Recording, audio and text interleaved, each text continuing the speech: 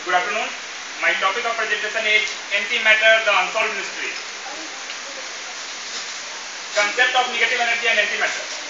In non-relativistic quantum mechanics, we have the expression energy equal to p square by 2m, where p is the momentum and m is mass. But in relativistic quantum mechanics, it is replaced by energy equal to p square c square plus m square c4. It is given by the Paul Dirac, which this equation is very much helpful in prediction of antimatter. This equation gives us two values of energy. If we solve this equation, we get two values. One is positive and another is negative. Next. Meaning of negative energy. Negative energy, at that time, it seems to be that if something has ground state, something having zero energy, it can also emit radiation. It can also emit radiation because negative energy state is also possible. But Dirac said that, but we cannot find anything that emits radiation if it has zero energy. Dirac predicted that this energy belongs to the positive energy belongs to the matter and negative energy belongs to the antimatter. After some time, on the basis of this equation, antiparticle of electron, that is positron, is predicted. And after some time, when we compare electron and positron, they have the same magnitude of charge except their sign, and they have same mass. After some time, proton, antiproton, antineutron, and several other fundamental particles are also discovered. Okay. So antimatter is if we are talking about the term antimatter, it is nothing but the opposite of matter. It is the antonym of matter. It is nothing but the possible combination of the fundamental antiparticle. You can say fundamental antiparticle means positron, antineutron, and antiproton. You can say yes. Experimental discovery of antimatter, or you can say the evidence of antimatter. Or nowadays, guys are more familiar with Facebook, so I can say that this is the timeline of antimatter. In 1928, Paul Dirac predicted the presence of positron theoretically. In 1932, C.D. Anderson discovered positron while working on the scattering of cosmic ray. He predicted he takes a photograph of bubble chamber and predicted the positron.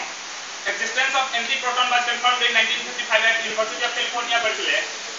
In 1995, CERN announced that it had successfully made 9 anti-hydrogen atoms. In 2011, the star detector confirmed the observation of anti-helium. Okay. Now, good afternoon, this is the Vinit Singh. Now the term annihilation, when the matter comes in contact with the antimatter, it gives a large amount of energy. The whole mass of the matter and antimatter is converted into the energy by the energy mass equivalence theorem is equal to mc square. Here we see an electron and anti-electron. Anti-electron is the antiparticle of electron. When the electron comes in contact with the anti-electron, means positron, it gives too high energy gamma ray photon. Now the some common points related to the annihilation. Highest energy released per unit mass. Matter and antimatter reactions are 1000 times more powerful than nuclear fission and 300 times more powerful than nuclear fusion reactions. 1 kg of antimatter and 1 kg of matter would produce 18 into 10 to the power 16 joule of energy, or roughly 43 megatons of TNT. Means a very small amount of antimatter can produce as much as energy which cannot be produced by the available fuel. Antimatter propulsion system, as earlier I said that during the antimatter annihilation, a large amount of energy is created. The scientists and the team of researchers are free to use that energy and give the concept of antimatter propulsion system. This is the system proposed by the NASA Institute of Advanced Concept Scientists. This is the propulsion system in which the antiproton is stored into the storage unit in which the magnetic fields are applied, or suspend the antiproton particles and disconnect the contact between the antiproton or proton.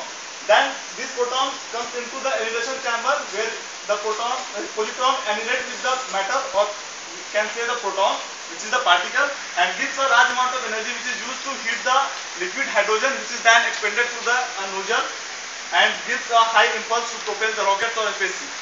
Now the advantage of antimatter propulsion: very high specific impulse. I earlier said that a very large amount of energy is created during the antimatter-matter reaction.